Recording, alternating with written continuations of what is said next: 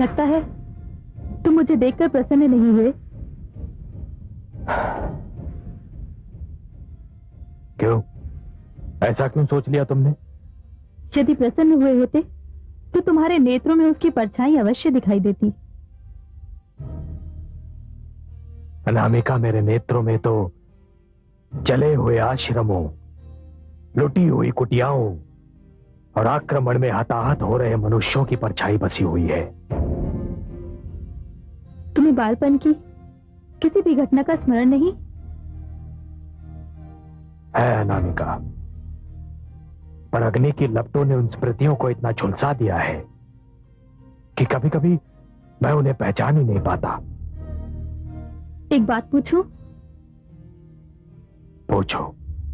तुम तो भृगुवंशी राम थे, परशुराम कैसे बन गए? हाँ अनामिका, जन्म ने मुझे भृगुवंशी राम बना दिया था, पर परिस्थितियों ने मुझे परशुराम बना दिया। अब इतने से उत्तर से तुम्हारी संतुष्टि नहीं होती तो मेरे पास कोई दूसरा उत्तर है भी नहीं। राम, अपने नाम की भांति तुम भी बदल गए हो। लगता ही नहीं तुम वही हो जिसके साथ मैं बालपन में खेला करती थी। वो कोई और था और आज जो मेरे सामने है वो कोई और। हाँ देवी, जिसे तुमने बालपन में देखा था वो एक बालक था, भोलेपन और चपलता का सुंदर सम्मिश्रण। परंतु जो आज तुम्हारे सामने खड़ा है वो कोई व्यक्ति नहीं है। फिर कौन है? एक अभियान।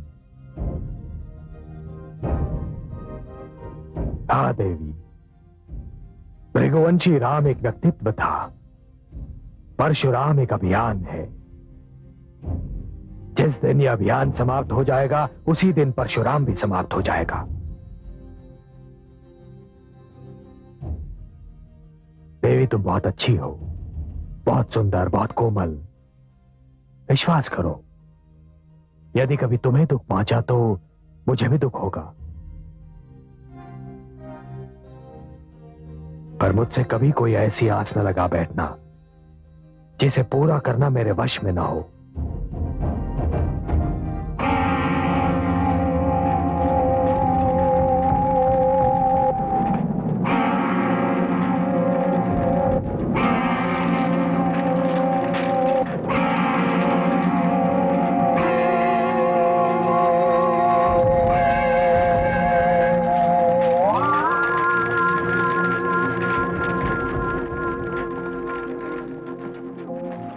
सैनिकों, सबको अंदर से बंदी बनाकर लाओ।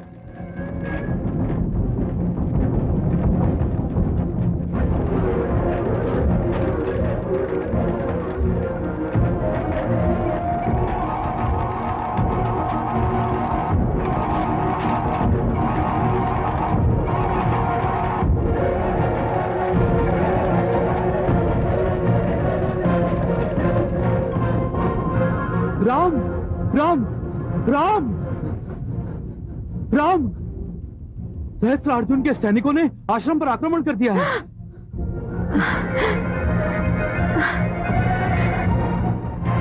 ऋषि जमदग्नि, कहां है तुम्हारा पुत्र? कहां है वो दुष्ट जिसने हमारे महाराज को ललकारने का दुस्साहस किया?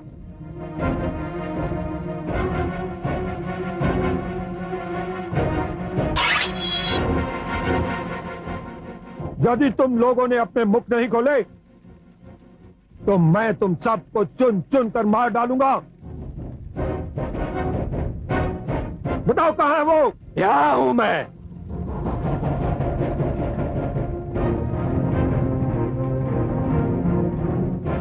घेर लो इसे चारों ओर से।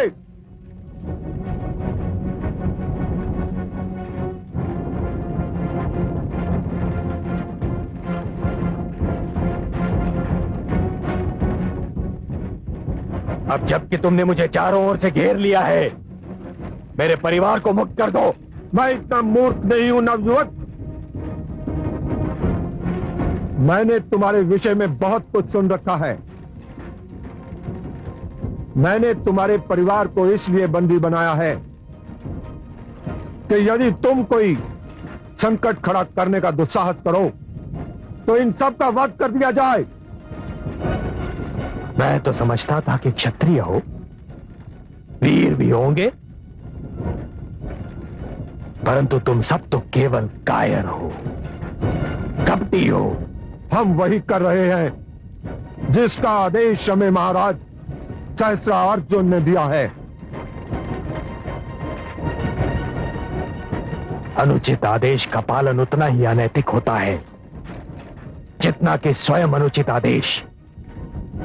यदि तुम्हारे राजा सहस्त्रार्जुन को अनुचित आदेश देने का दंड मिलेगा तो तुम सबको भी उस अनुचित आदेश के पालन करने का दंड अवश्य मिलेगा और बार बार मिलेगा। सैनिकों, रुक जाओ। तुम एक शिक्षक की संतान हो पुत्र, तुम शिक्षक हो। मैं शिक्षक की संतान अवश्य हूं पिताश्री, परंतु शिक्षक कदापि नहीं हूं। नहीं पुत्र, हट मत करो। मैं नहीं चाहता कि आश्रम की भूमि मानव वृक्ष से रंगी जाए। तुम आत्मसमर्पण कर दो पुत्र। आत्मसमर्पण?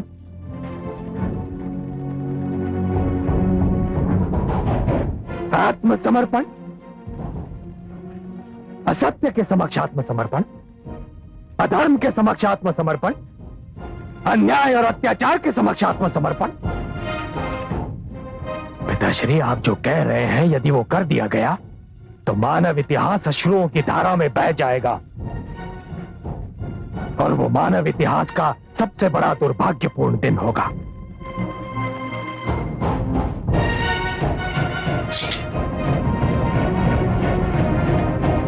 मैं आत्मसमर्पण नहीं करूंगा। यह इस तरह नहीं मानेगा। खंड खंड कर दो इसके।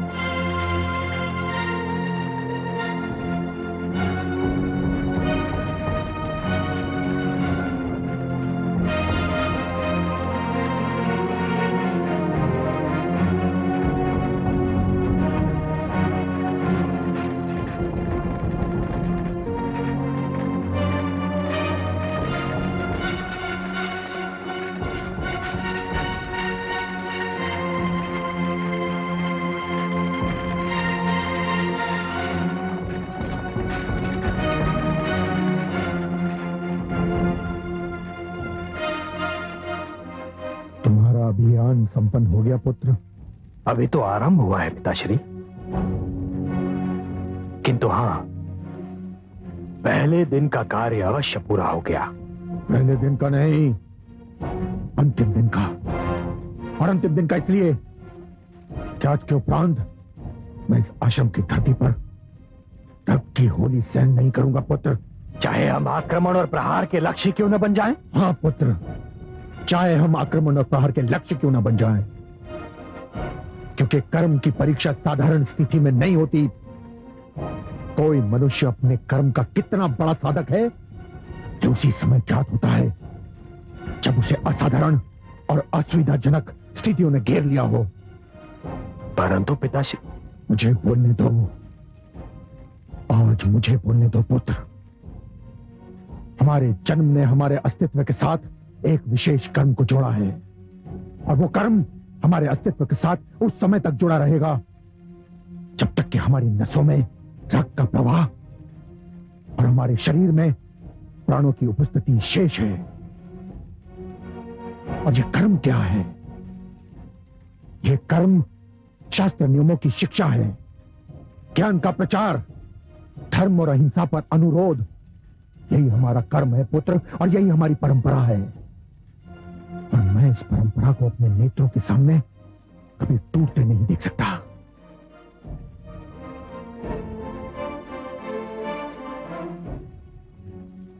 क्षमा करें पिताश्री, वो परंपरा जो हिंसा के समक्ष सिर झुकाना सिखाती है, वो परंपरा जो आतंक से दब जाना सिखाती है, वो परंपरा जो अन्याय, असत्य और अत्याचार को चुपचाप सह जाना सिखाती है, उसे बदलना चाहिए, उसे टूटना चाहिए पिताश्री।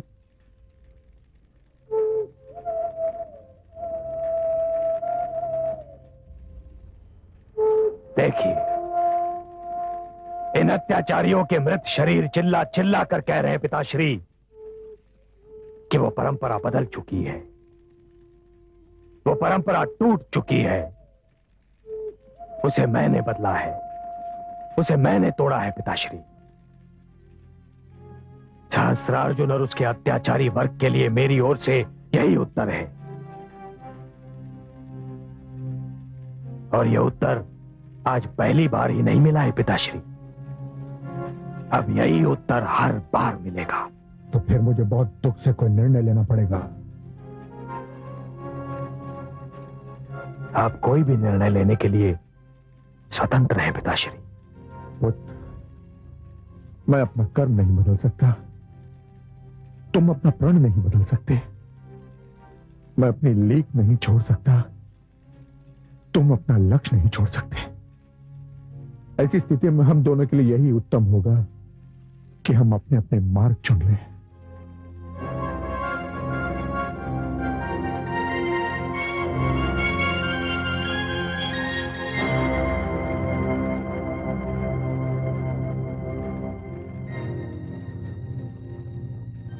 मैं परंपरा बदल नहीं सकता और मैं उसे तोड़ सकता हूं। सत्य तो यह है पुत्र कि मैं उसे अपने नेत्रों के सामने टूटता हुआ देख भी नहीं सकता। यदि तुम जो कह रहे हो वही करना चाहते हो,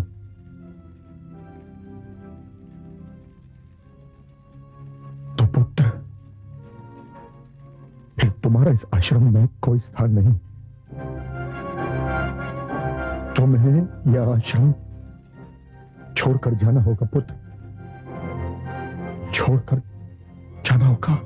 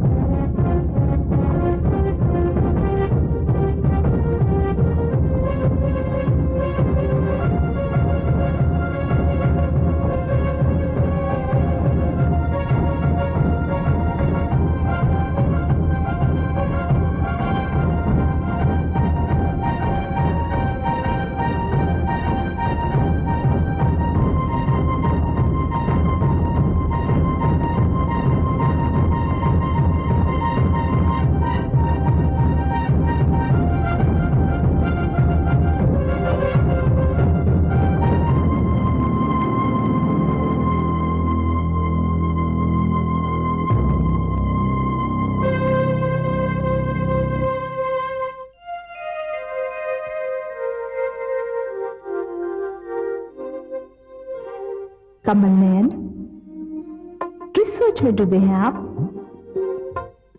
कुछ नहीं महादेवी, सोच रहा था कि ये परंपरा होती क्या है, किस वस्तु का नाम है परंपरा।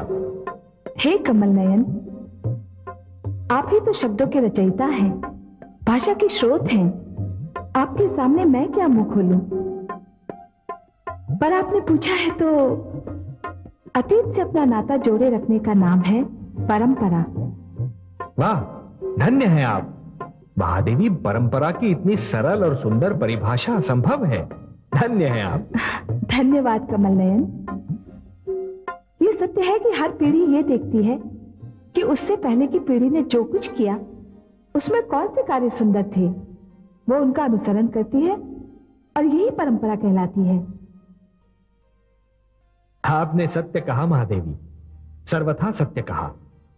बड़ों का आदर करना, छोटों से प्रेम करना, माता पिता की आज्ञा का पालन करना, एक दूसरे के अधिकारों का सम्मान करना, ये सब वो सुंदर परंपराएं हैं जो पीढ़ियों से चलती आ रही हैं और आगे चलती भी रहनी चाहिए। परंतु हे महादेवी,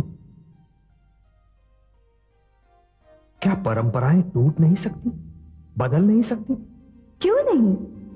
हे कमल नयन, मानव जाति को चाहिए कि हर युग में समय की कसौटी पर परंपराओं को कसती रहे और उसके अनुसार उनमें परिवर्तन करती रहे, क्योंकि परंपराओं को आडंबर में बदलते देर नहीं लगती। एक पीढ़ी की परंपरा दूसरी पीढ़ी के लिए कष्ट का कारण भी बन सकती है। आप सत्य में धन्य है महादेवी। आप तो कह रही थी कि सारे शब्दों का स्रोत मैं हूं, परंतु आपके इन सुंदर शब्दों ने मेरी सारी उलझन दूर कर दी। कैसे? क्योंकि मेरे अंश अवतार ने ऋषि जमदग्नि की परंपरा को तोड़ दिया है। पर महादेवी, अब आपके वचन सुनने के उपरांत मुझे यह विश्वास हो गया है कि मेरा अंश अवतार जो कर रहा है ठीक कर रहा है। महादेवी, परंपरा का आदर करना एक बात और परंपरा से चिपके रहना दूसरी बात। मेरा अंश अवतार परंपरा से चिपके रहने को नकार रहा है।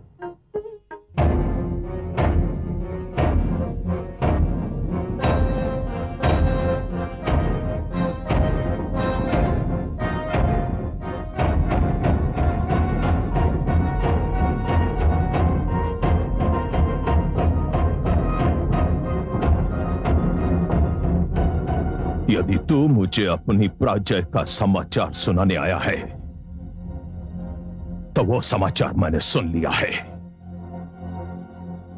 अब मुझे तेरी कोई आवश्यकता नहीं। क्षमा महाराज, क्षमा महाराज, क्षमा।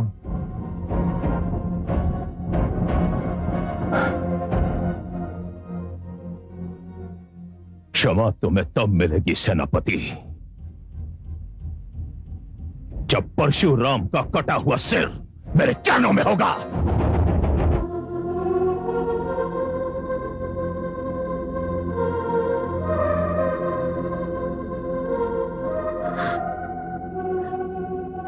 आयुष्मान भव पुत्र।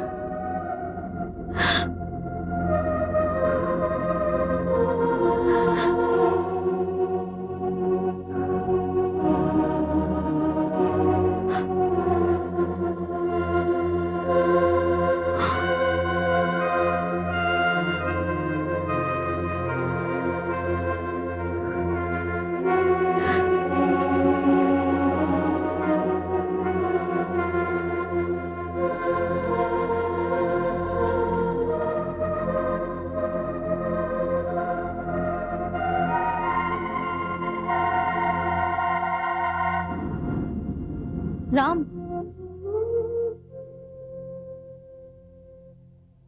क्या बात है अनामिका? तुम कहाँ जा रहे हो? ये तो मैं भी नहीं जानता। मैं वो पथिक हूं अनामिका जिसे अपने लक्ष्य का ज्ञान तो है, परंतु अपने मार्ग का ज्ञान नहीं है। मेरी दशा सर्वथा विपरीत है। अर्थात? मुझे अपने मार्ग का ज्ञान है, किंतु लक्ष्य का नहीं। मैं उस मार्ग पर चल सकती हूँ, किंतु लक्ष्य तक पहुंच नहीं सकती। न मुझे ये अधिकार है कि मैं तुमसे कहूं रुक जाओ, मत जाओ, और न ये अधिकार है कि मैं तुमसे कहूं कि तुम जहां जा रहे हो मुझे भी अपने साथ ले चलो। अनामिका, नहीं, मैं तुमसे कोई अधिकार मांगने नहीं आई। मैं तुम्हें सिर्फ इतना बताने आई हूं कि मैं तुम्हारी प्रतीक्षा करूंगी जब तक ये श्वास चलता रहेगा और इन नैनों के दीप जलते रहेंगे। अनामिका, मेरी एक बात मानोगी? नहीं, मैं तुम्हारी कोई बात नहीं मानूंगी। मैं जानती हूँ तुम क्या कहना चाहते हो। तुम यही कहना चाहते हो ना कि मृग तृष्णा को सरोवर मत समझो। कि तुम्हें क्या करूं? यही मृग तृष्णा तो मेरी आस की प्यास बुझाने का साधन है।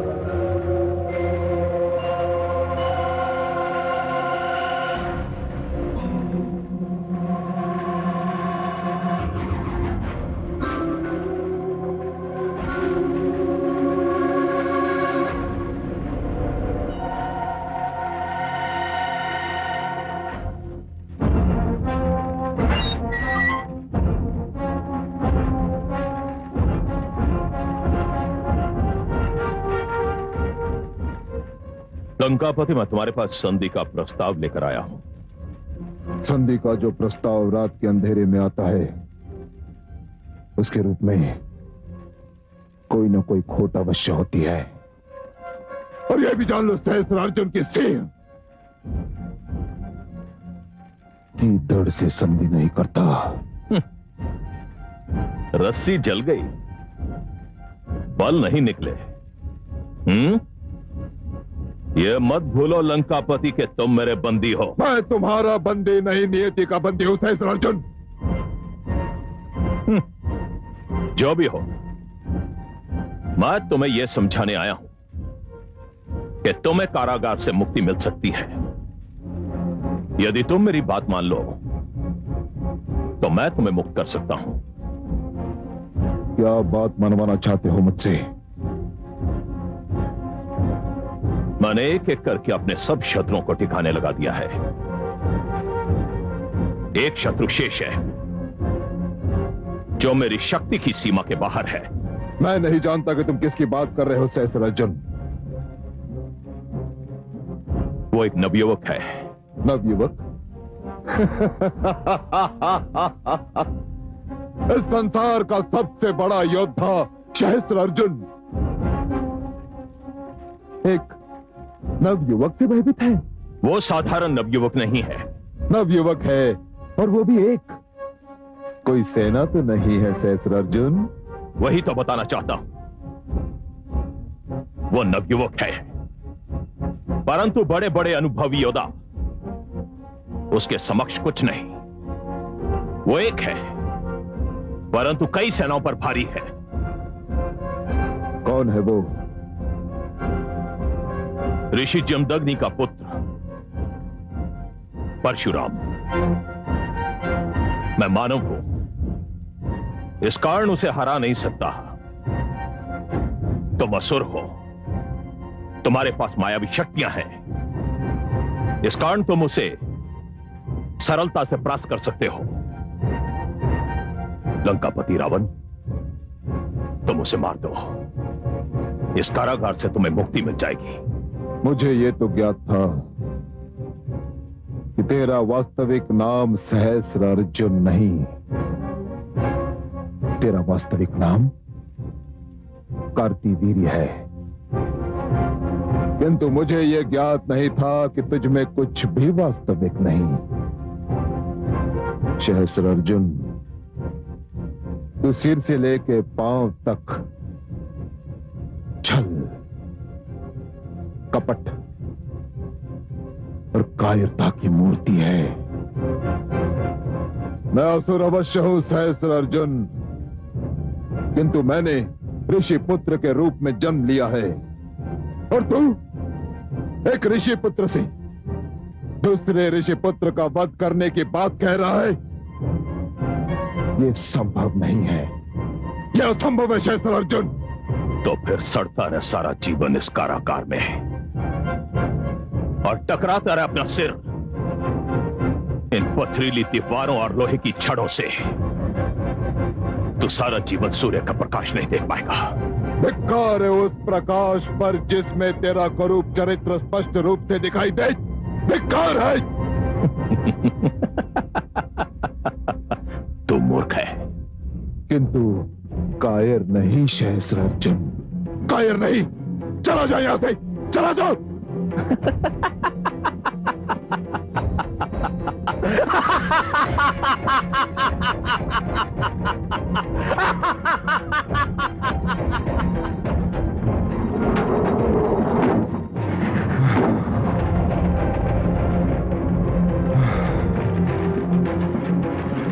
हे शिव शंभू,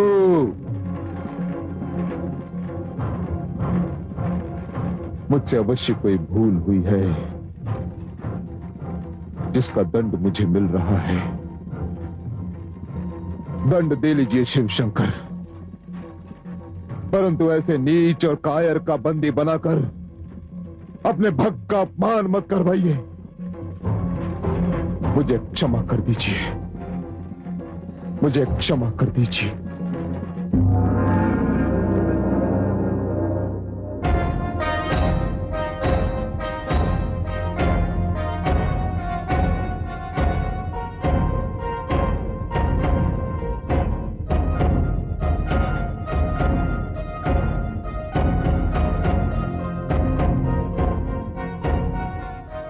प्रणाम माता, प्रणाम गुरुदेव।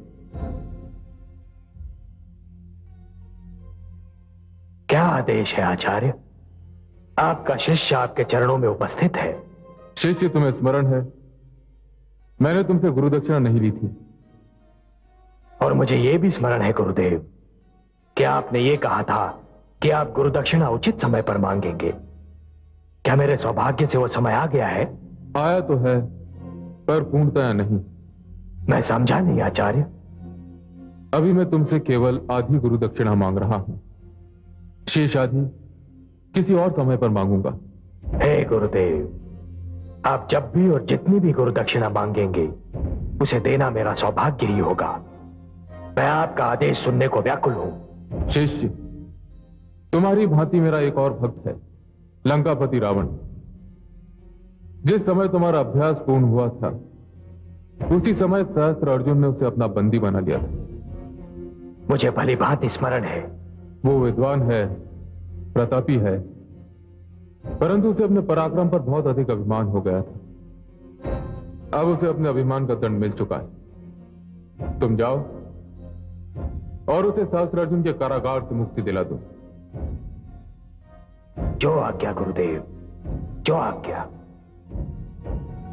प्रणाम। सुनो पुत्र, मेरे भोलेनाथ के सभी भक्त होते हैं, शिष्य नहीं होता। तुम अकेले हो जिसे उन्होंने अपना शिष्य बनाया है। इसे मैं अपना परम सौभाग्य समझता हूं माता। तुम ये कदापि ना समझना कि पिता का घर छोड़ने के उपरांत तुम बेघर हो गए हो। ये कैलाश तुम्हारा घर है और इस घर के द्वार सदा के लिए तुम्हारे लिए खुले रहेंगे। हे शेरावाली, आपको कोटि कोटि प्रणाम। मैं सदा के लिए आपका ऋणी हो गया।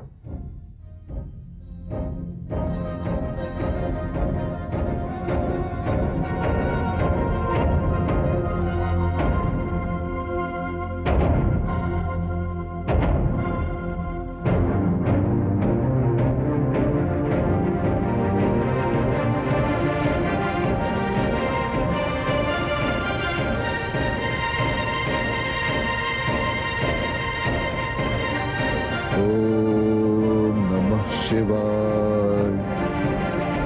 ओम नमः शिवाय। ओम नमः शिवाय। ओम नमः शिवाय।